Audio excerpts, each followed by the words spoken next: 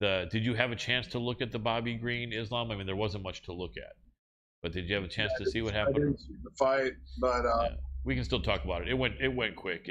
Basically he was able to hold Islam off for about 3 minutes in the first round, and that was it. Now this upcoming fight with Colby Covington and Jorge Masvidal, we can talk to you a little bit about that, right? yeah, that's going to be a doozy because those guys are teammates. Yeah, they are. Yep. It looks like we're back on. Sorry to interrupt you, Eric, but ladies and gentlemen, we had a little bit of a glitch in our live stream, but we're back. So happy to have this first guest back on the show. One of the most respected teachers out there and coaches in the world of MMA, the creator of CSW, former Shuto champion, man coached people like Brock Lesnar, Josh Barnett, and so many more people. And the man knows more ways to break your bones than probably anyone else in the world, maybe except judo Gene LaBelle, but he's also got the striking on top of it and is younger, and also one of Gene LaBelle's favorite people. We're talking about Eric the Viking Paulson. Welcome back to the show, my friend. Hey guys. Hey, thanks for having me again. My pleasure. So, interesting matchup. Bobby Green and Islam Makhachev, or Makhachev as DC calls it. There's not that much to talk about there. It was a 10-day notice thing. Bobby Green had fought literally 4 days before he got notice that he was going to fight Islam, and it would be a 2-week turnaround. Even 2 weeks, 14 days. I know that that's not terrible. Bobby had won the previous fight, didn't take much damage. They gave him a 5-pound weight allowance. It was set for 5 rounds, and basically Bobby kind of sprawled a couple times, stopped a couple takedowns, was doing pretty good with the striking, was trying not to go directly backwards, and was going, side to side a lot, was actually looking pretty darn good for a few minutes. And then, just like these Dagestani guys do, just like the best wrestlers out there do, all Islam had to do, he got a position where all he did was drop down, and he's right there already deep in on the takedown. You see all these matchups in MMA, Eric, where guys are trying to rip another guy off the fence, and the other guy's, spreading his legs out, and it's a struggle. You're trying to get a double, you can't get it, you're going to get guillotined. You switch to the single, the guy puts his weight on the other leg, and you're just sitting here watching saying, why can't he rip that guy off the fence and get him down? And then the Dagestani guys, boom, a guy's on the ground. Can you explain a little bit, what the heck is it? How are these guys, as well as like the D1 wrestler guys like Usman and Covington and Daniel Cormier, and back then Matt Hughes, what are these guys doing that is so much better than the majority of the guys? I train with Rico Chiapparelli and all these raw wrestlers. Yep. Vladimir Matyshenko, Frank Trigg, Randy Couture, Dan Henderson, and I'm looking at them going, above the fact that these guys have got a great skill set and the knowledge of stopping a shot and shooting on people, why are they so hard to take down? And I sat back and I watched all of these guys, and what I figured out? It's the strength in their core, which is the box. The box, meaning their abs, their psoas, their hip flexors, their glutes, their quads, their butt, their lower back is so strong from wrestling. It's stronger than anyone else's, and it's tempered and pressure tested to contract and retract under pressure.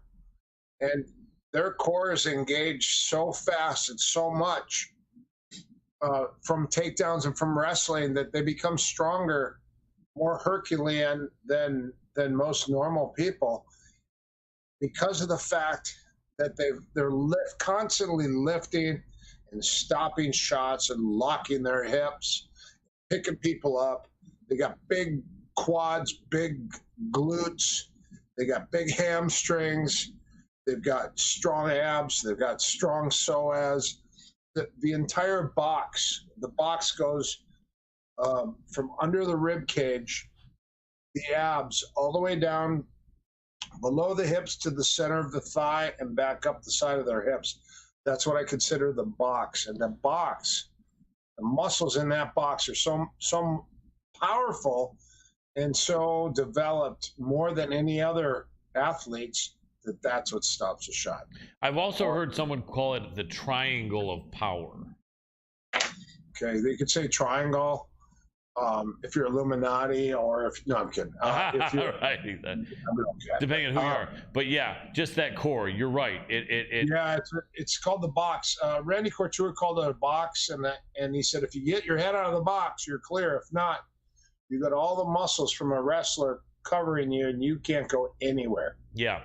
I remember in a Pride fight, in the Pride Fighting Championship, those of you guys that are newer to MMA, this was an amazing organization that was around for about 7 or 8 years, from the late, I think, 99 or 98 to about 2006. They had incredibly big shows. Some of the best fighters went there in Japan. I remember a Pride matchup where Renzo Gracie went up against Dan Henderson. And in Renzo's defense, he was a smaller man, although Dan wasn't huge. But for whatever reason, Renzo thought he was going to shoot on Dan. And you saw when he dipped down and shot, the core, Dan's core, was so strong, pretty much with his hips. He knocked Renzo back down hard, and then he caught him with a punch and then just finished him off. But I think that was an example of shooting on a guy who's that strong, and especially if he's 15 pounds, 20 pounds heavier than you, is never a really good idea, because it's like you're running into a brick wall, isn't it? Dan Henderson. When I trained with Dan Henderson, Rico Chiapparelli brought me into the camp and let me train and wrestle with Dan Henderson. And pound for pound, nobody knows this, but pound for pound, Dan Henderson is stronger than any man his size. Yeah. Stronger than any man his size. I used to hold pads for him at Boxing Works, and he used to hit the pads. And Rico said, "What do you think about his fighting?" And I said, I think if he could stuff everyone's shot and throw a right hand and a left hook, he'll knock 90% of everyone out with his right hand. And if he doesn't hit with his right hand, he'll hit him with a left hook, and that will be the other 10%. He was a prophet, because that's what Dan did about 80% of the time for the rest of his career. And yeah, he's amazing. I've interviewed him a few times. Really, really nice guy, as I'm sure you know. And I saw him once at some regional fight somewhere about 12 years ago. And Dan and I are not that different in age, just like you and me.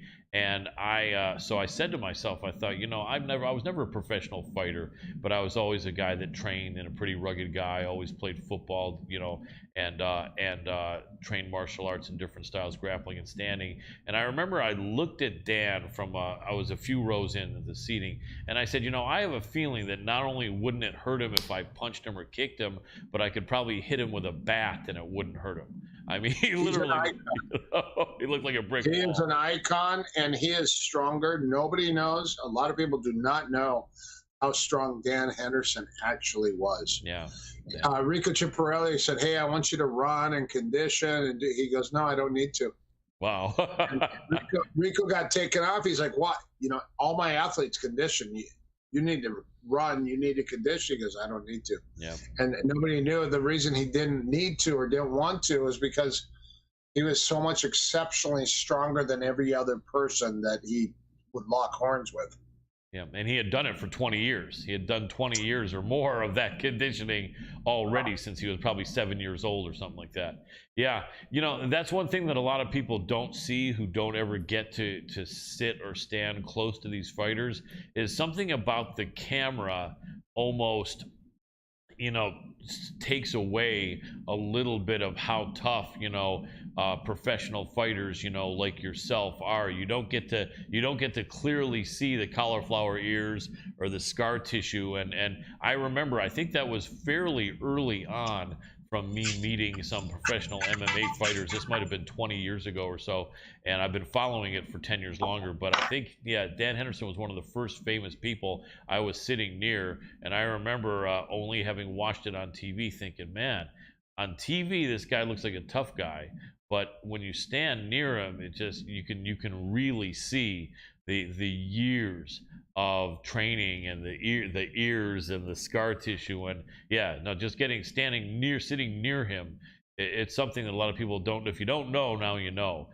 These guys look a lot tougher in person than with the bright lights and everything like that. But obviously, He feels like, to me, he feels like an old cowboy, like a guy that's been throwing hay his whole life and roping cattle. Yeah, without a doubt, without a doubt.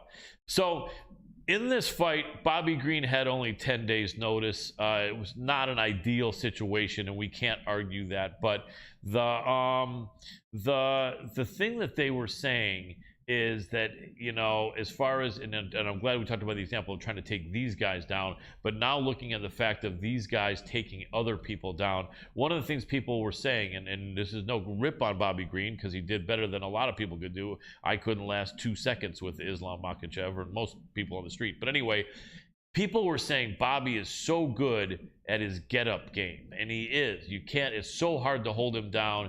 He's very, what they say, scrambly, very squirrely, very slippery. And what is it that these guys from Dagestan are doing when they're taking people down that make a guy who's known for being able to scramble up not be able to even be close to doing that? Because it's literally like he took Bobby down, and then he said, okay, you're going to stay right where you are. I'm going to switch position to cross side, and then you're going to stay right where you are. I'm going to switch position to mount, and then start beating the shit out of you. How is that happening when Bobby Green, against most people, is scrambling up? Well, I think they've had a hard life. I mean, life over there is a lot harder than it is in America. I don't think they have all the commodities and all the great things that we have. We get soft because, you sit, yeah, you live on your phone and you have whatever you want. You can eat whatever you want. You can do whatever you want to do. And their life could be a lot possibly simpler. And you're raised in a camp where everyone's tough. So you just by default, you become tough just like them. Yeah, and it makes sense. And they're training with each other too, which brings up another question.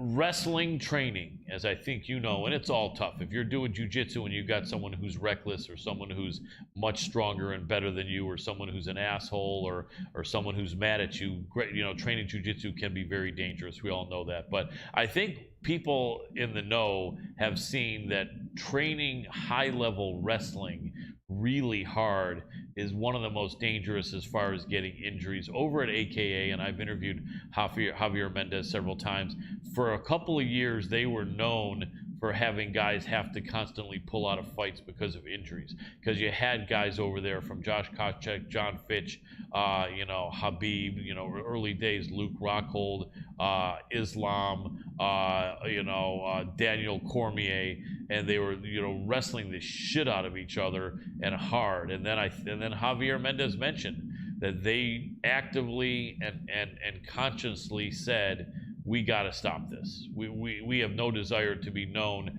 as the great school when our guys can make it to a fight, because they normally can't, because we're killing each other. So they actually were able to step back and stop that from happening. So I guess you can still get great training by just turning it down a notch, which is what they did. But it is really dangerous doing hard wrestling training and not getting an injury, isn't it?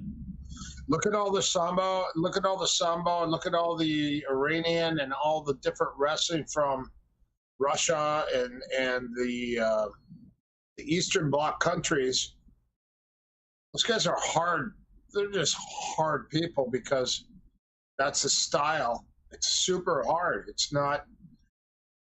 Again, we're spoiled over here. We got everything at our fingertips, and like for them, it's the same thing as boxing used to be when people were down and out. possibly impoverished or in the ghetto, and they would just box themselves out of the ghetto. They would train super hard just so they get out and so they could have a better life and make some money. Uh, those are tough people because they know no difference. Yeah. And the reason they train and they're so tough is because they got nothing else. It's like fight, win, or die. Yeah, kind of reminds me of the former boxing champion, the late marvelous Marvin Hagler. He had like 4 brothers and sisters. The father was out of the picture, and him fighting and winning, was what the family depended on to eat. So he was like he was there to not goof around. He was there to kill. Do or die. What's that? Do or die. Exactly. I remember he had the baseball hat that said "kill." Remember that? Marvin Hagler. No. Yeah, it was. Those are amazing. I remember when they set him up to face John the Beast Mugabe. That was a fight because Mugabe was 6 pounds lower at the 154-pound class. But it's only 6-pound difference. And he came in with a record of 25-0 with 25 knockouts against Marvin Hagler. And Mugabe was kind of like a welterweight version of Mike Tyson, if you remember the way he threw punches. And he was out of Uganda, and he was just putting people to sleep. I think the average guy went 1 or 2 rounds with him. And I knew that matchup, and I was very young, and as I know were you, I knew that matchup still was going to be amazing because Hagler was so rugged and tough and gritty and had such a strong will. And they measured his skull and said his skull was thicker by a percentage than the average man. And it was for his title, and he still was taking a lot of pride in keeping a career going for his family. And it was an amazing fight. I know that in that fight, Mugabe hit Hagler with an uppercut, snapped Hagler's head back, and Hagler said that was the hardest anyone ever hit him in his life. But he wasn't. Wow. Yeah, he wasn't even close to going down. I think Hagler may have lost his footing without being punched in one fight, but I don't think there was one recorded knockdown out of 70 fights against marvelous Marvin Hagler. Jeez. Yeah, that's insane, isn't it? What a great that's a great chin, but also a great powerful skull. Yeah, without a doubt, and he ended up beating. A few fighters that have thick skulls like that, and it's sad that how he died. Yeah, that's like how do you get hit so many times in the head and fight so many fights and get beat up and fight and then you die because of something so less. Yeah, it's true. You never know. I mean, it's age could be part of it or just accumulation. But yeah, he was one of the greatest ever. And that Sugar Ray Leonard fight was super close. What he did in that fight, Eric, was so interesting. That fight was in the making for about 10 years, and Leonard didn't want any part of it. Finally, Leonard took the fight, and Hagler was about 38, I think, and Leonard was like 33 or 4. And Leonard, ran most of the fight, but did stick and move and did throw flurries in the last 20 seconds, which the judges always love to see in boxing, and escape with a decision. And the rematch would have been for millions of dollars, even in the 80s. And $1 million meant a lot more in the 80s, as you and I well know. And I remember Hagler said, nope, don't even think of the rematch. He said, I got ripped off this decision. I know what you guys want. Everyone make millions of dollars more. I'm not playing that. I'm not playing that game. Wow. You took my title away, and it's supposed to be that a guy's got to beat the champ to be the champ, and this was nowhere near decisive. I won the fight. I'm not goofing around. My career's over. And wow. Yeah, unusual because there was millions of dollars in the waking, but he had integrity, and it's rare that someone says that. And then he walked away and made movies in Italy, but very tough guy. But let's jump back into MMA. So this weekend we have Colby Covington versus Jorge Masvidal. We've got about maybe 7 minutes, Eric, 7 or 8 minutes. So these two guys similar age. Colby's 34, just turned. Masvidal's 37 and a half, so about 3.5 year age difference.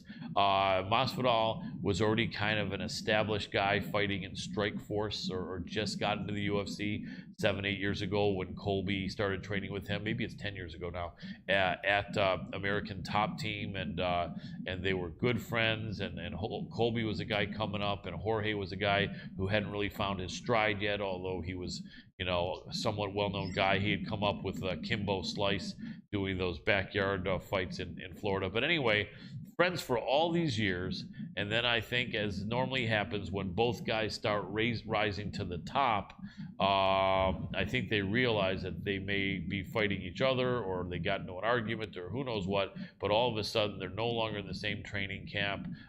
They're arch enemies. They're putting each other down, which some of it could be build up for the fight, but they know each other. I think a lot of it's build up. Yeah. But these guys are teammates. They were teammates. They were training partners. There's pictures of them hand in hand, arm in arm. Yeah. Those guys. We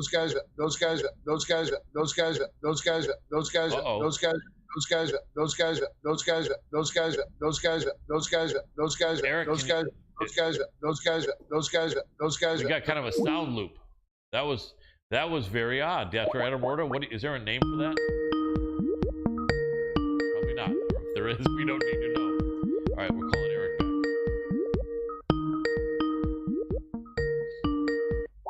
Whoop. Curious, Adam, did everyone hear the loop like that, or just us? Everyone heard it. Okay. I don't know what happened there. That's the weirdest thing. I've no never experienced that. I was going to say, no wonder you didn't answer. I know you were trying to do the boards as well. Yeah, I'm just like, what? That was so odd. What? And I saw him, and then his Skype was like, and he was hearing it back. All right. Hey, Eric, looks like there was a sound glitch, and then we tried to call you back and couldn't. Could you Skype call us as soon as you can? ? Appreciate it, period. All right, let's see if we can get Eric back. Let's see here. All right. Yeah, and, that's really interesting. Yeah, that was just an odd scenario. But hopefully we can get him back, because we do have our next guest 10 minutes from now. So I'd love to be able to do 5 more minutes with Eric the Viking Paulson. Well, I can try him again one more time here. Yeah, let's see what happens. Boom, boom, boom, boom, boom, boom. It kind of reminds me when there he is. Yep. There we go. Can you hear me, Eric? That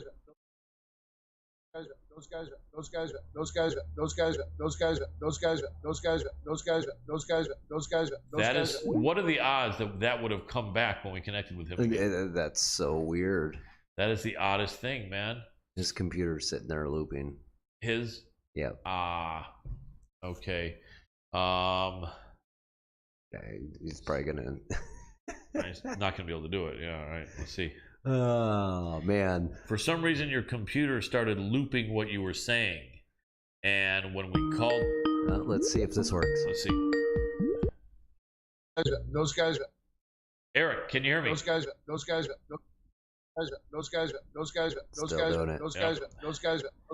Hey, Eric, we keep calling you back, and then we keep hearing the last thing you were saying looping and repeating. I don't know if anything can happen, but yeah, it's like a very strange glitch. We have a next guest set for 9 minutes from now. Love to have you back here if we can make it happen. We'll try again, but if not, I really appreciate your time, brother. Period. Yeah, okay. It's probably not gonna happen. Seems like it may be. Okay. We can try one more time. Eric, can you hear me? There we go, Eric. Okay. Eric, you're hearing me, but we're hearing an audio loop of you saying those guys are. Can you hear it?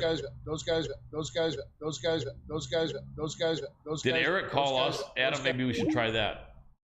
I'm going to exit out. And then try again. Go. I know you can make it happen if anyone can. Maybe it is on our end. Hopefully not.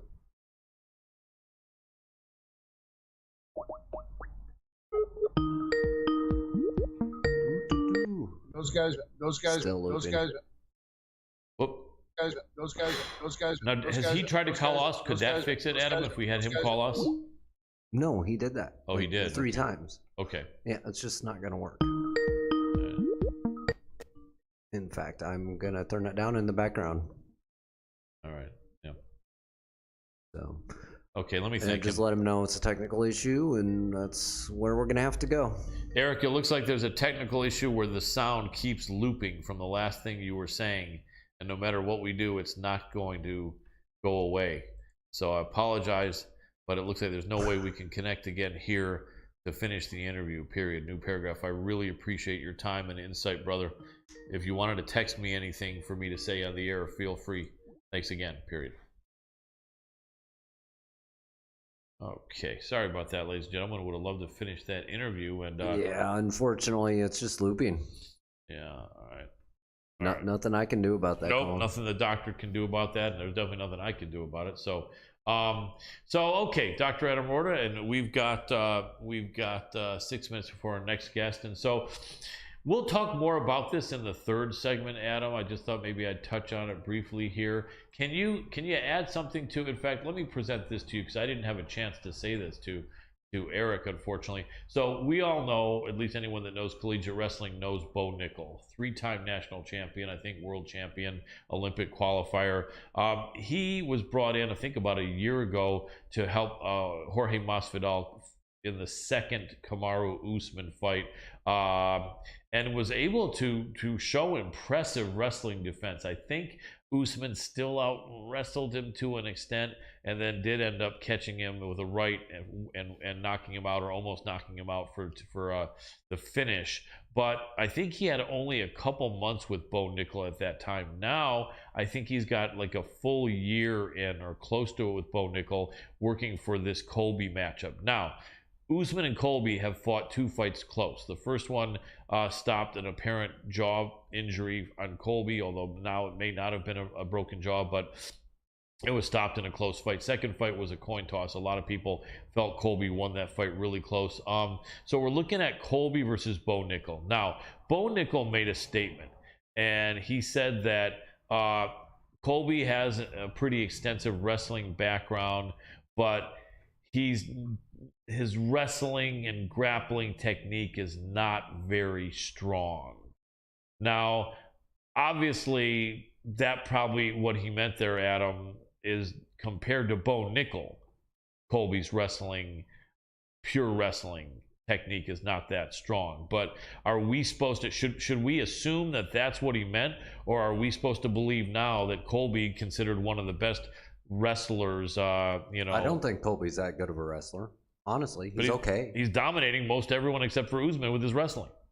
I wouldn't say he's doing that completely. He's dominating with endurance for sure. But he really is. I mean, I think he's a 3-time All-American. I mean, so we were kind of talking about this. What's 3-time All-American? I mean, in D1, that doesn't make you pretty... I mean, that's the name that people throw around. So just to clarify, because my thought was Bo Nickel's statement was meaning, in compared to his skills, Colby isn't that strong a wrestler. I don't think that we need to, that we're supposed to embrace now that Colby isn't one of the better wrestlers in MMA, because there's no evidence. Evidence shows exactly the opposite. Would you agree that maybe Bo was just comparing him to his skills, or to the highest level wrestler skills, or are we now supposed to imagine that Colby isn't a good wrestler? I mean, I know you kind of made a statement, but I don't think we should embrace that, because there's no evidence that for compared to who he's competing with in the MMA, he looks like really one of the better wrestlers. Listen, when we start talking wrestlers at that level, you are talking about levels to the game, and Colby is great with his endurance. His technical wrestling is not the best in the world. It just isn't. It never has been. Even in MMA. His endurance, though, and his ability to fight through in different awkward situations, he understands enough about what he's doing. Some of the sloppiest wrestlers can go and get a gold medal, Colin. I see your point. And so we only have 3 minutes before our next guest, but with the extra 8 or 10 months that Jorge has had with Bo Nickel, Can he make us finally see that Colby isn't the greatest wrestler by stopping all of his takedowns? Probably. A good example of somebody that spent enough time with high-level D1 wrestlers, such as Justin Gaethje being one of the wrestlers that this person spent time with. Look at one of the best MMA wrestlers out there. GSP. Yes, that's right. And Gaethje was one of the guys that helped him. Yeah, 100% one of the guys that helped him. And when you're spending time in there training with someone a whole year, Colin, a whole year, 8 months, you're talking a lot of time. That's somebody's wrestling skill set can change in a year. But here's a question. Depending on who you're training with. Right, exactly. And having Bo Nickel there is amazing. Yeah. Yes, having Bo Nickel there will change. It's just a different game right now. But this is my concern.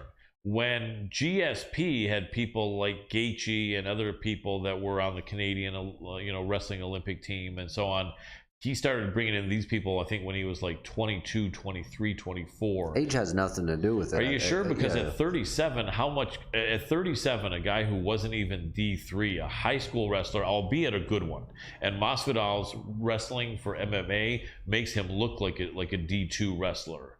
But at 37, and can Bo Nickel really change a kind of an old dog like that much? I guess. Yeah. Okay. 100%. Okay. 100%. So, I mean, some of the best coaches out there are how old? You're right. Now, obviously, at some point, there'd be diminishing returns if you're trying to get Bo Nickel to help change someone 50 years old. Let me ask you, one of the best wrestlers out there, he's active with his team and has one of the best teams. Why do you think it just the ball rolls downhill? Right, I'm talking collegiate teams right now, and a coach who's an old dog rolling with his guys, Cael Sanderson. That's true. You're right. One of the best national teams, and a lot of it has to do with him actually being in there and training straightforward with these guys on the technique side. Right. Kind of like Steve Moko, a similar age over at ATT. Yes. Yeah, makes sense. Okay. I think whenever, we're ready for our second guest, if we can get him on there. And I appreciate your insight. And we'll talk more about this after this next segment, ladies and gentlemen, because Adam wrestled in Iowa, not college in Iowa, but still in grammar school, junior high school in Iowa. So he does have a lot of good insight in this. And so, but I also have a lot of good insight in MMA and other things and knowledge, concept of wrestling. That is good. I would like to think I have the insights. Yes, definitely. All right, let's see if we can get Skype dance. Skype dance here. Jens Pulver style. Yep. Jamal, can you hear me? Excellent. Can you hear me, my friend? Yeah, I can hear you. Excellent. Let me give you a proper introduction. Ladies and gentlemen, super excited to have this next guest back on the show, coming off an amazing victory in the UFC this past Saturday, defeating Johnny Walker. An amazing victory before that against Jimmy Crute, the man representing my home state of Michigan. Sweet dreams, Jamal Hill. Welcome back to the show, Jamal. Hey, how you doing, brother? Doing good, brother. I appreciate you so much, man, because I know we've been talking to you for a little bit, maybe like 3 years, and I know you get a victory over a main event like that. All of a sudden, everyone wants to talk to you, and I appreciate you staying loyal to your Michigan guy here, because we got some chops. We've been around for 5 years. I know we're not ESPN, though, or Joe Rogan, and so I still want to throw it out there that I appreciate you making the time for me. No problem at all, bro. You already know. Thank you. I remember, last time your mom was watching, and I know she's watching all the action too, and you looked amazing in there. One of the things that made me feel you in that matchup, aside from liking you, having talked to you representing Michigan, is that I thought to myself that the composure that you show, and a lot of people don't know about you, is that you're kind of a contrast. You're a guy who came up hard, hard times in the streets, but you're also a guy who's like a student of combat sports. You're a very cerebral fighter. You know a lot about combat sports and have trained, and you've got a really sharp mind knowing what you're doing for a guy as young as you are. And I think that a lot of people kind of like weren't putting this all together. And I remember saying to myself, man, I just think Jamal is going to be too composed and too polished to let this crazy guy really throw him. Now, no, that's no disrespect on Johnny Walker, because he can hit people. He's a big man, but I just felt like there's levels to this, and I felt like this fight really shows the kind of level that you're on. Going into that fight, did you kind of feel that way, or did you feel like this fight with Johnny Walker could be back and forth and a real hard one? Nah, that's what I felt. That's what I felt it was. You know, I seen it. I didn't see him throw a solid combination, a solid 1-2. I mean, anything that was sound technically. So, you know, the only thing there was to watch out for was the crazy explosive stuff. And you can see that stuff coming from a mile away. So let him get his crazy shit out the way, and then, I mean, force him into a technical fight. Absolutely. Now, he always kind of gets crazy with people before the fight. Was there any genuine bad blood there between the two of you, or was he doing his normal thing to hype things up? Nah, bro. Shit, he do his thing. You know what I mean? He has his own personality, how he express himself. You know what I mean? And enjoy the fight week or whatever. However he got to do to get his vote. That's cool. I ain't take no offense to that at all. That's cool.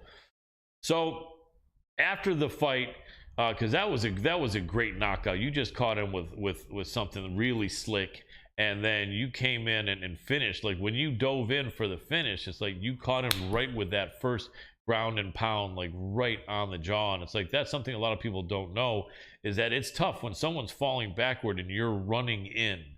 It's really kind of tricky. Like the average guy is not going to land a shot right on someone's jaw. They're going to probably hit the fence. And I grabbed his face first and squared it up with my other hand. Okay, that makes sense. That's why it looks so slick. And so that was cool. Now, he took some heat. I mean, obviously the haters are always going to hate, and there's a whole bunch of jackasses out of shape eating hot dogs, hamburgers, nachos, typing on their keyboard, oh man, you just got smoked, you jackass, this and that, right? And so everyone's hating on Johnny, and you kind of stood up for him. You know, what made you do that? Bro, just being real, bro. Speaking what's real. I mean, I ain't gonna say hey. I really dislike bitch ass motherfuckers. Yep. So if I see people doing bitch ass shit, I feel the need to say something. Exactly. Because, you know, all these guys that are talking trash, Johnny Walker would beat them in about 5 seconds in a fight, you know, and yet they're trying to put him down for losing to someone legit like you. So, yeah, it's a bunch of bullshit. And I know, like, it's like telling an NBA player, oh, you can't shoot, you're garbage. Nigga, you put a basketball in your hand and go shoot a better percentage. Exactly. 100%. And I like that. I like that you did that. It's very cool. So that was your first UFC main event. Was it your first fight scheduled anywhere for 5 rounds? What'd you say? So I know that was your first UFC main event, but had you ever fought in a different organization where you had a fight scheduled for 5 rounds? Yeah, 5 rounds. I fought 5 rounds. My 4th pro fight. Wow. Okay. So you did it once. Did that must have given you a little bit of comfort, but was there any hesitation or concern? The simple fact of how I prep. I train. I don't train just for 3 rounds or to be easy. I train to dominate for as long as possible. Maximum effort as long as possible. Absolutely. So, man, so my weapon, my cardio. So, you know what I mean? I like to break people that way. Absolutely. I think off of these 2 wins now, people are finally noticing, you know, like they used to say, right? Can you see me now? Right? Like in wrestling, like, right? I'm sure you remember that when you were younger, but I think now you could have a kind of a right to say, can you see me now? Because if people weren't seeing you before, they definitely see you now off of these wins on against Jimmy Crute and then against Johnny Walker. So obviously people are going to be talking to you. You could very well be in the next main event, or I would think they wouldn't put you anywhere but a main or maybe a co-main on a card coming up. Are there any people that they're throwing in front of you? I'm sure you don't have anything signed yet, but is there anything you could tell me about? Anything in front of me? The whole division mostly tied up, especially at the top.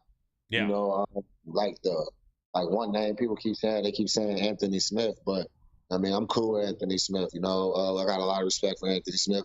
And then also I know the type of fight that an Anthony Smith fight is, and now for what I'm making, they're not paying me enough for that fight. You know what I'm saying? I have no problem putting my skills on display against Anthony Smith, but the money needs to make sense. Yeah, without a doubt. And I know you'd love to get that one back from Paul Craig.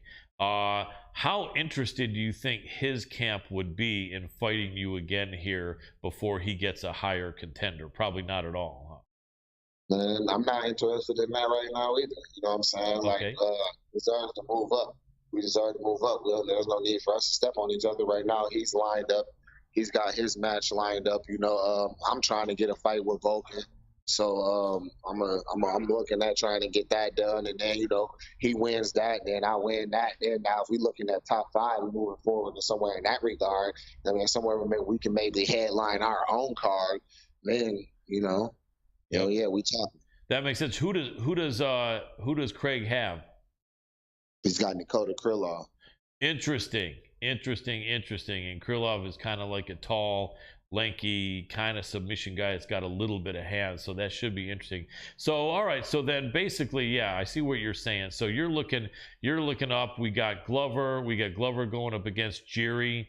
We got Rakic up there. You already mentioned your thoughts about Anthony Smith. Anyone else up there? Oh yeah, Santos is fighting Magomed. That's right, Yeah. Ankalaev, yeah, against Santos. Okay, sorry to step on your words. I was excited when you mentioned that because I forgot about that. Okay, so add them to the guys I mentioned, and then and probably Jan Blachowicz also, and we're talking about the only guys ranked above you. So it could be any of these guys. Do you have like a date in mind when your camp is telling UFC you could be ready? And 2, 3, 4 months from now, or also we don't see you on camera. I'm sorry, but we're only seeing your lights. I'm sorry. Can you hear me, Jamal? Right now. One more time.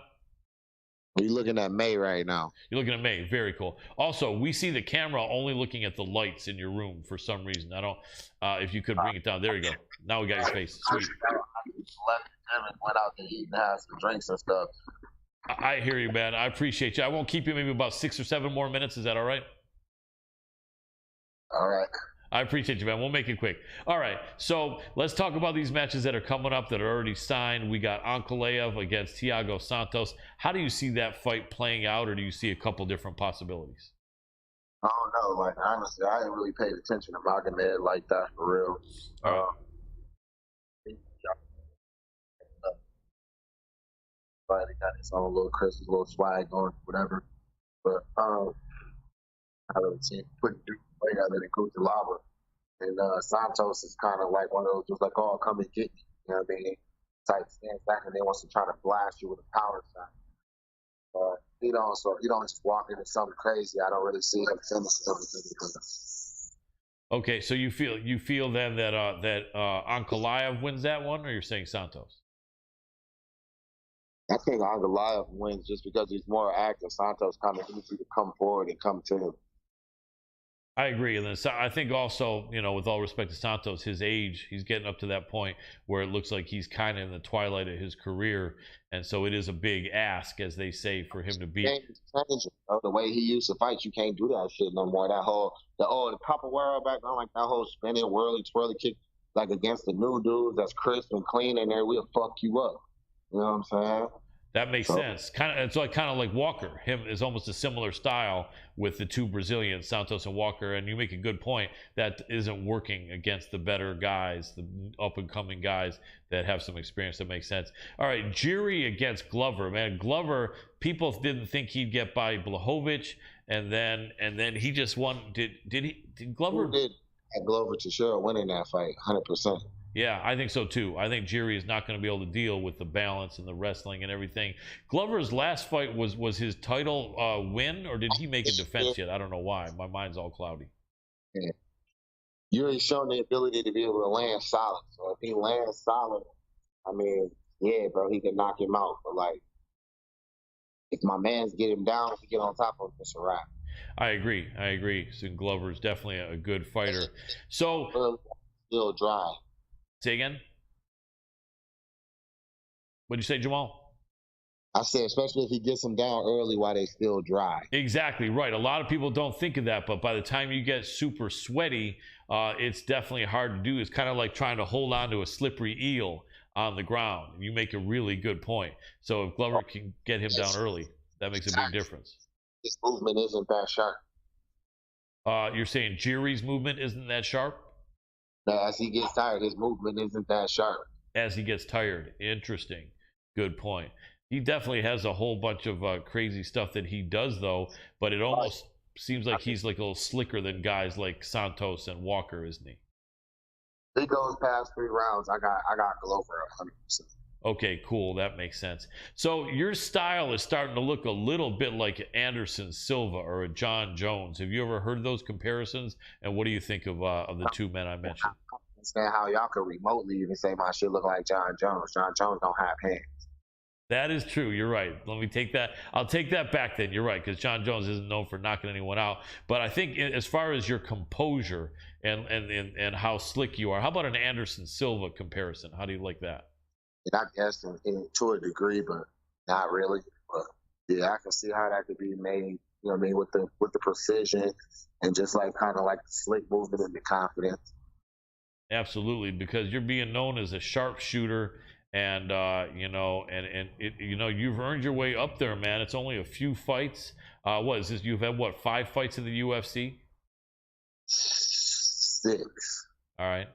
And you've made a statement, man. And I think also people are impressed with how you came back from getting caught in that loss to Paul Craig. You came back with a vengeance, and I think that also shows that you have that strong will and confidence, and you don't get discouraged that easy. And so I like that you did that. And yeah, you're making a statement, man. What would you like people to know about you and what you want to accomplish in the UFC?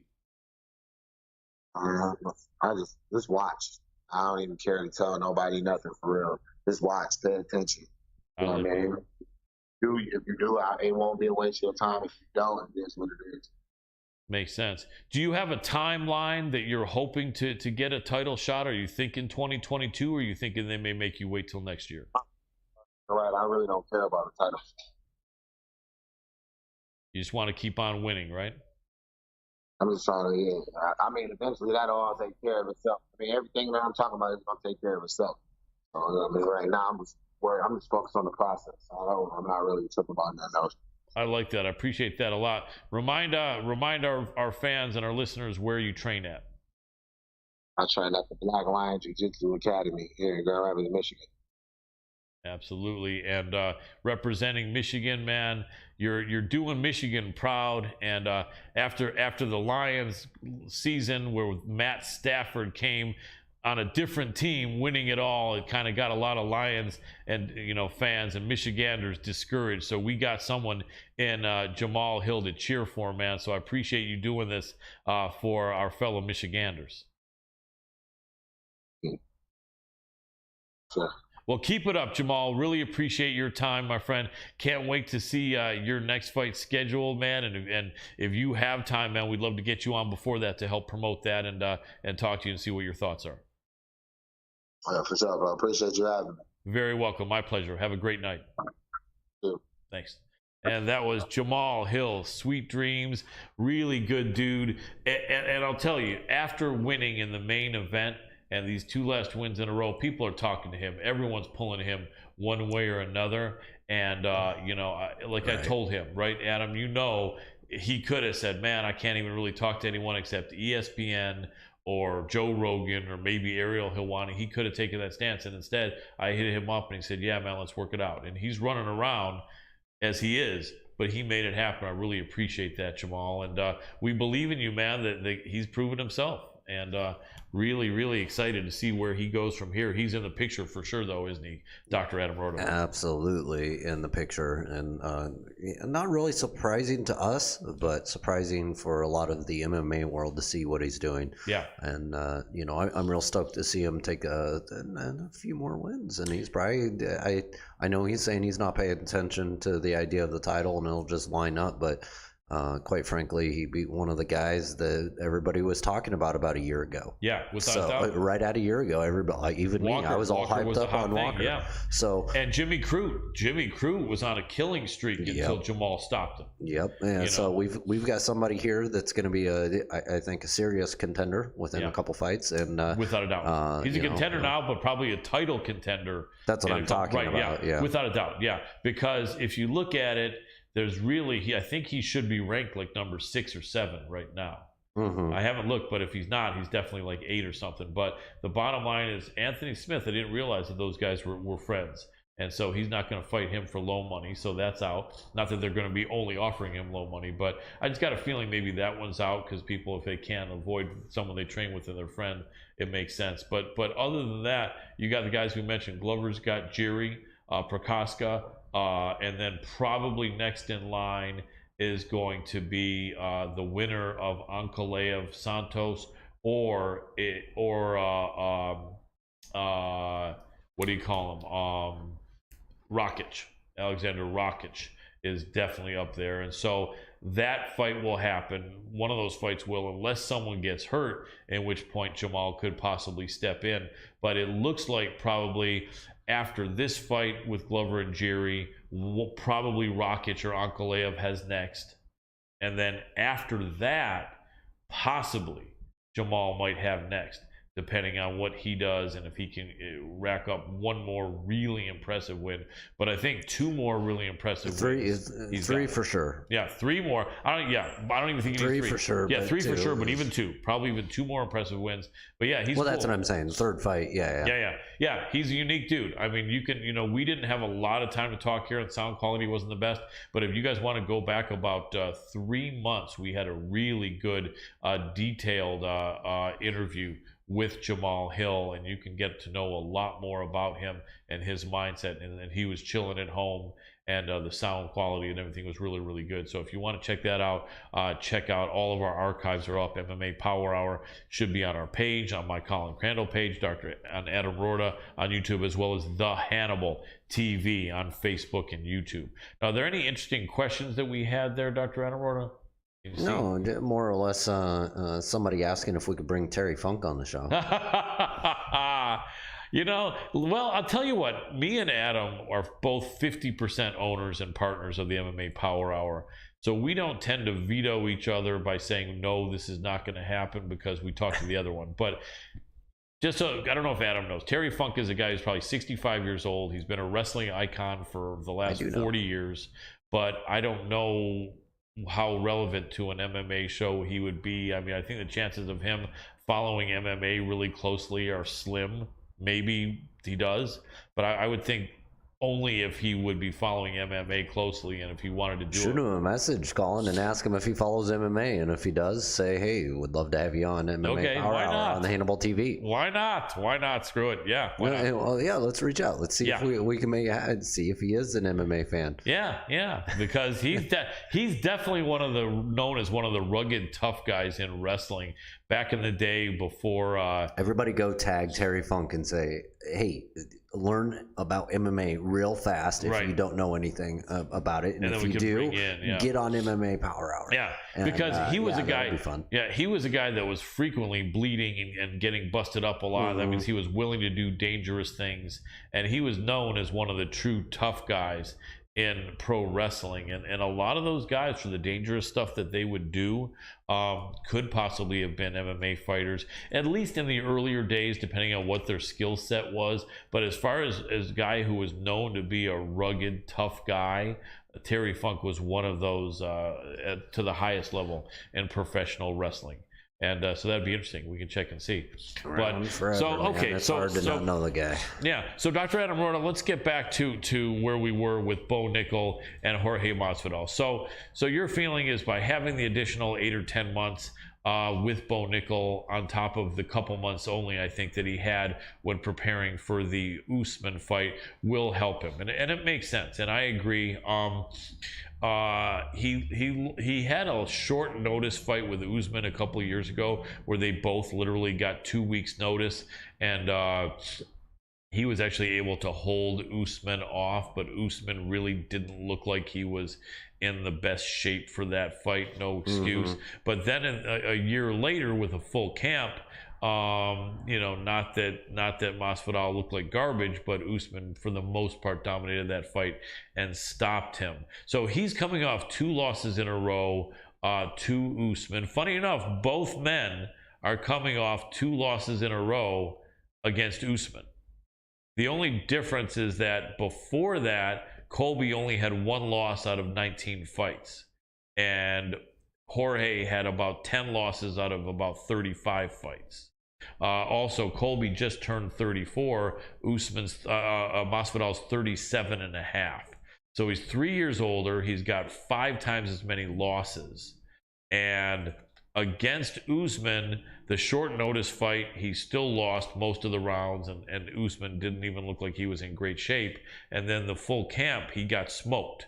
Whereas Colby was in that whole first fight until he got caught. It was like even, I think, going into that 5th round or late 4th or whatever, where he got caught and stopped.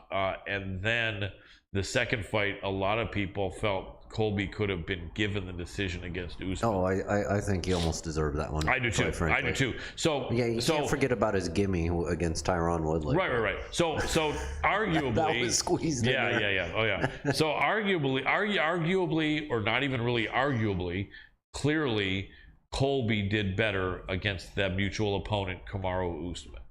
So you're looking at that fact, but you're looking at the fact that Masvidal has had 8 more months with Bo Nickel. You're looking at the fact that they both know each other well, that Masvidal is the better striker. Masvidal for many years was at 155, and then I think at about age 33 or so, he went up to 170. Now, some people don't know. I'm under the mindset that Jorge made Colby. And that is a kind of why I think a lot of what I do in the case of wrestling, I think Jorge has a lot of the skill sets he already learned from Colby when it comes to the wrestling side of things. And when you really break it down with him stepping it up for a year of training with a like arguably better wrestler, you're much definitely better. Bo Nickel, without a doubt. Exactly, that's what I'm saying. So, but we're also talking MMA. That's right. The wrestling for MMA is kind of a different animal. It is a different animal. But I think him spending that time with him is really giving him the advantage, being that in a lot of ways, Jorge really kind of made Colby. Yeah, he kind of big brother him. Back when they started training, I think Colby was like 26 and Jorge was probably almost 30. I mean, weren't they roommates? They were. Yeah. It's interesting. Now let's talk ramifications here. If Colby loses as a 4-1 favorite, it'll be an upset. Not only will it be an upset, but it'll be a huge setback, because with Colby having done very well against Kamaru Usman in the first fight and done even better against Kamaru Usman, arguably deserving a decision, he's still in a great position. In fact, I don't know where they put the guys in the ratings. Vicente Luque should be up there probably, but Colby is probably still number 2 or number 3. And a lot of people feel that the skill difference between him and Usman is like this, really small. Masvidal, no one feels he would ever beat Kamaru Usman. He's 37 and a half years old. He's on the downside of his career for a welterweight, and a lot of people kind of feel that if Masvidal loses here, then he kind of will go back to where he was most of his career, which is kind of a guy who was a tough guy with talent, but an also ran, a guy who just basically couldn't get over the hump. And now it'll be a guy who was kind of over the hump, but then kind of slid back because of his age. And that's kind of what a lot of people expect. And there he'll be. The question at this point would be if It's a main event, so both men will probably put 7 figures in their wallet. And then Masvidal has different ventures. They love him in Miami. He's got some website thing with some new software program he's dealing with, and he's got his tequila or whatever the hell, his strong margaritas. He's got a lot of stuff. So technically, with this money and with what Masvidal has going, he could say with a loss here that that's enough. You know, I'm not gonna stay around and have jackasses beat me that I don't like and that I don't want that, and that's enough. Now on the flip side of it, it would be a huge upset and a huge setback for Colby Covington, who just turned 34, because Colby, I think, is feeling that he beats Masvidal, and then all he has to do is, I shouldn't say all he has to do because that's a big ask. Well, what he would be probably required to do would be to beat either a Leon Edwards or a Vicente Luque or a Khamzat Chimaev, and then he's right back on the doorstep banging on the door for a third Kamaru Usman fight. So a loss to Masvidal would derail all of that. What do you think that's going to do to their mindset? I mean, obviously both of them look at this as a fight they can't afford to lose, and it's true, but I guess it's kind of in a different way, isn't it? Mm-hmm. And the thing with Colby, Adam, is that one of the things he and Daniel Cormier and Kamaru Usman and GSP and a lot of the Dagestani guys, Habib, Islam, Magomed Ankalaev, one of the things a lot of these guys have in common, Adam, is they know they're the better wrestler. They know they've got a good chin. They know they're still at a good age to be really competitive. And they go and look at the guy across from them and say, you know I'm the better wrestler. You know I don't have to fear at all you taking me down. So I'm going to throw my hands, and then you make a teeny tiny mistake, or even if you don't, I'm going to take you down, rinse and repeat. I'm going to beat you because I am the superior wrestler with a good chin who has some hands. And the odds makers are looking at it like that. Most of the handicappers are looking at it like that, Adam. Yes, this is an important fight for Masvidal. Yes, he knows more about Colby Covington than a lot of people, but is just having Bo Nickel for an extra 8 months and Desire going to be enough to change that? Because most people don't think so. You know, honestly, it doesn't matter if most people think so or not. That's what it boils down to. Is it doesn't matter what most people think. It's definitely not going to. It's not going to affect the mindset of Masvidal. That's for sure. No, not at all, and it's not going to affect the wrestling whether people think it's going to or not. What is going to affect that is 100% the fact that he's been with Bo Nickel for 8 months training real hard at the highest level. So that is not something to take for granted. And quite frankly, I don't care what anybody else thinks about it. I could be wrong. Whatever. This is MMA. A puncher's chance always around every corner. So I could sit here and try to break it down all day, but I'll tell you that I think Masvidal's going to come away on top with this one. I think it's a bad matchup for Colby. I think that he's the mentor that knows Colby's weaknesses on the deepest level. Right. And you know, there's a lot of tells out there. But listen, Colin, there's other fights on this card coming up as well that are, you know, this but one's actually. But you see value in Masvidal as the dog in this fight, and because no, I'm taking him. Okay, because possibly if he can, I'm probably gonna throw down a couple G's on it actually. There you go. That could be cool. Because if he stops the takedown and shows that he's not really that afraid of the takedown because he stops it, that he very well could piece up Colby. He possibly could. Yeah. Okay. Let's see what else we got. Yeah, he's a big enough dog in this one. I'm get some money. Yeah, for sure. That's money for sure. So, Colin, let's just go over a couple fights here, and being that it's only 2 guests, we can wrap it up here. But you know, we do have a lot of guests, previous guests on this card, actually. We do. Kevin Holland, Jalen Turner. A couple more, I think, or 1 or 2 more. Jalen Turner, Kevin Holland. Dustin. Yeah, Jacoby, the Hanyak. Yep. And it's hard for me to think that was it. But yeah, that's That's not so bad. No, definitely. We've got 3. And Kennedy. Oh yeah, Kennedy. I forgot about that. But Yeah. and actually, I didn't forget about that.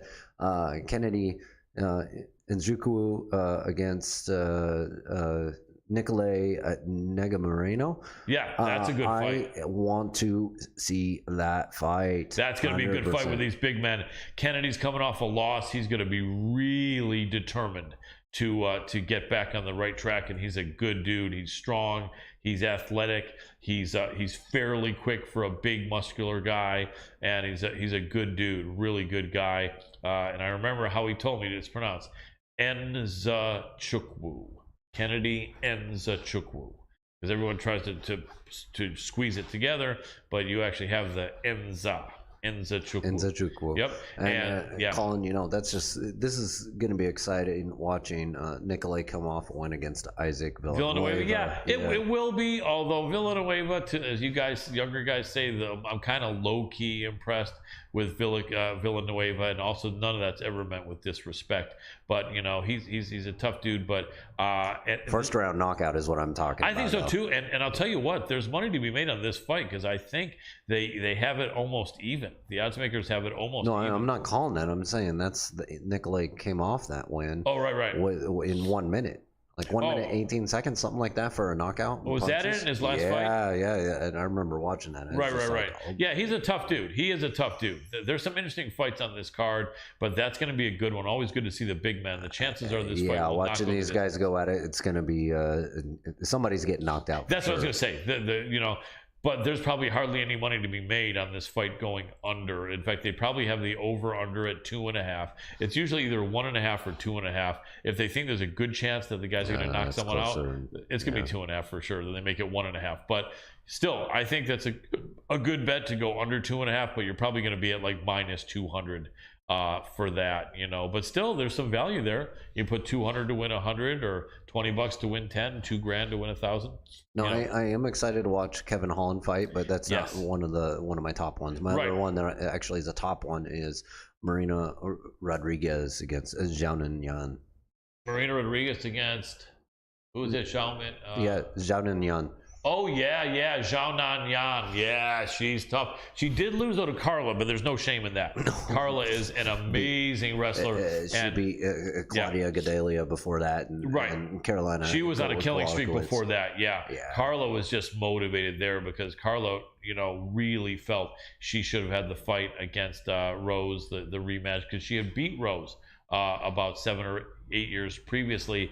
And she went in there like a little bit over a year ago. I called that fight against Amanda Hebus. Remember, I called that one. It was the second round knockout, and I actually put money on that on the show. Yep. I remember that fight, but I'm a fan of Marina, and I think this one is very evenly matched. Yeah, Marina Rodriguez. Yeah, Rodriguez it is. She's the Brazilian against Xiaonan. That is a good fight. Marina is a killer. Now I forgot, because I know you said Rodriguez, but yeah, Marina Rodriguez from Brazil. That's an interesting fight. Marina is a killer. If Marina finishes Xiaonan Yan, then she's going to be screaming for a title shot. And she's got some momentum and some legit, deserving, some legit fights. So she's fucking deserving very much, especially if she can dispose of Yan. But that's going to be a good fight. Other fights in the card, there are some. We have Jalen Turner against Jamie Malarkey. That's a really good fight, because we know how good Jalen is, but Jamie Malarkey has got some really good skills. Jalen's off of a 3-fight win streak.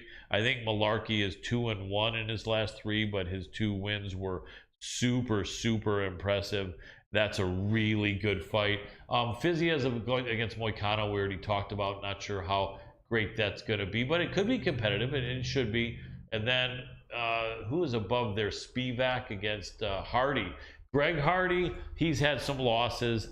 If he loses here, this might be it. This might be the 3 strikes and you're out for Greg Hardy. Tough guy, former football player. And Sergey Spivak is a tough guy. both of them coming off of losses, so they both really want to get back on track. However, I think it's more important that Greg Hardy wins coming off of 2 losses Greg than Spivak has to win this one. Yeah, you know, and it's a big ask. Spivak is tough, but someone's got to win. They you know, this fight, and it's probably Spivak, I would think, you know, but you never know. But there are some exciting We're fights. also talking levels to this, and Yes. quite frankly, I mean, other than Taito Avasa, I mean, it's similar outcomes for guys that they fought.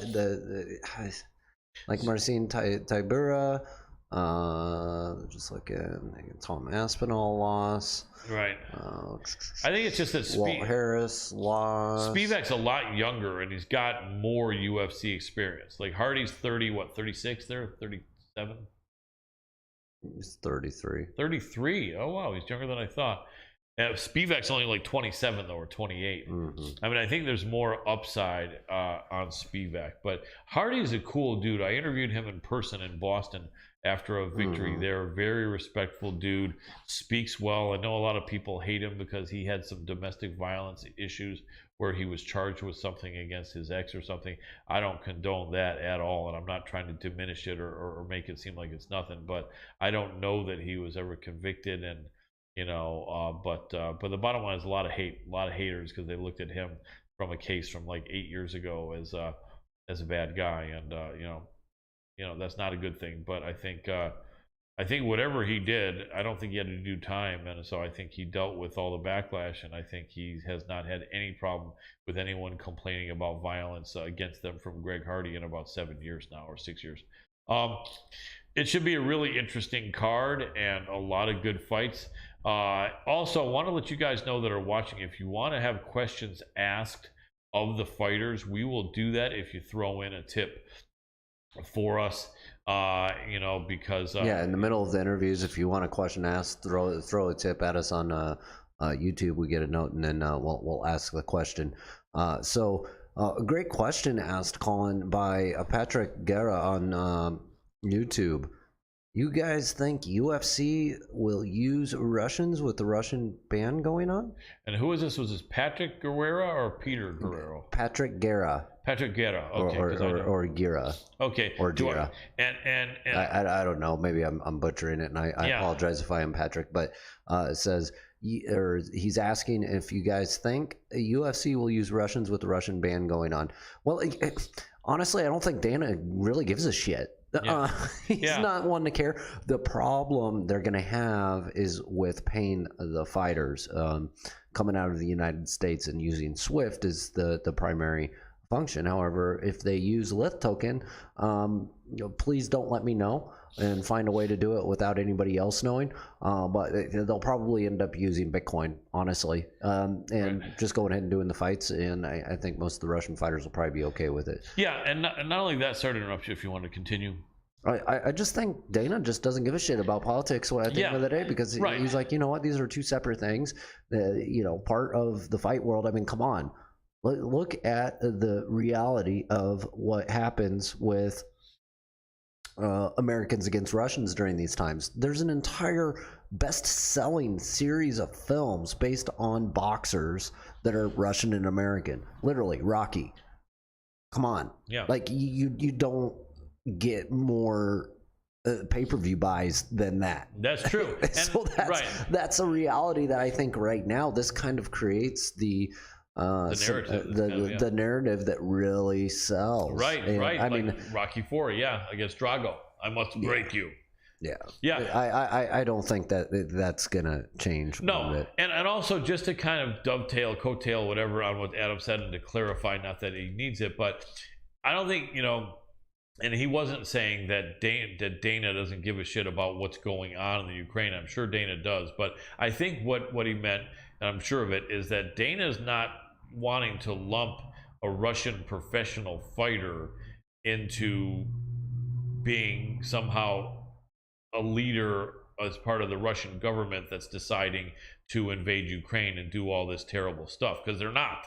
You know, Islam Makhachev, Khabib, none of these guys have anything to do with any decisions that Putin is making. So I think Dana realizes that. So to answer Patrick's question, yeah, I don't think Dana is gonna put in any sort of sanctions or disfavor on any of these fighters from Russia because of what Putin's doing, because none of them are part of the Russian government in any regard. Well, So, yeah. I wouldn't say none of them are part of the Russian government in any regard, but they're not going to be making those decisions at the end of the day. And really, what I am saying also is there's nations out there that are not getting involved, and they're areas that fights do happen in. They'll make the fights happen still. Yeah. And I just don't see. I just don't see Dana caring about politics over the rest of the show. The show must go on. Right. He's one of those guys that's always said that in general. Yeah, well, he's not going to hold it against the fighters. He's not going to hold it against the fighters because of their background. Absolutely. Yeah. Hey, that was a great question there, Patrick. Thank you, everybody, for tuning in. Make sure to hit up lithtoken.io when you get a chance. It is one of the premium cryptocurrencies out there. Go check it out. And then also hit up all of our social media. It's at MMA Power Hour. Give us likes, comments, shares. And if you're on our social media right now watching, make sure to hit up the Hannibal TV as well over on YouTube and Facebook. And make sure to interact, subscribe, follow, do everything that you can there as well. Great partner of MMA Power Hour.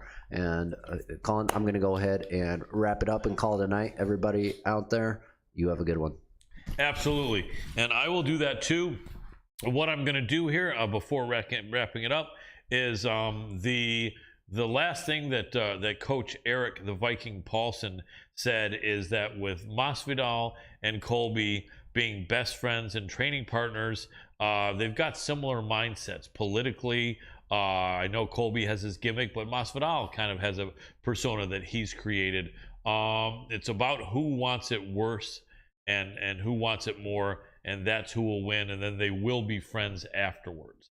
That would be the prediction from Eric the Viking Paulson. I really appreciate you a lot, Eric, for that. And that's about it. In order of appearance, Eric the Viking Paulson, really appreciate you. Sorry that technical difficulties somehow was looping your sound and we couldn't overcome it, but really appreciate your insight a lot, brother. Huge respect for you. You guys that don't know Eric Paulson, look him up. He knows, like I said, he knows more than most of us. He's like you say, he may have forgotten more than what we've ever known, but that would imply he's forgotten anything he hasn't.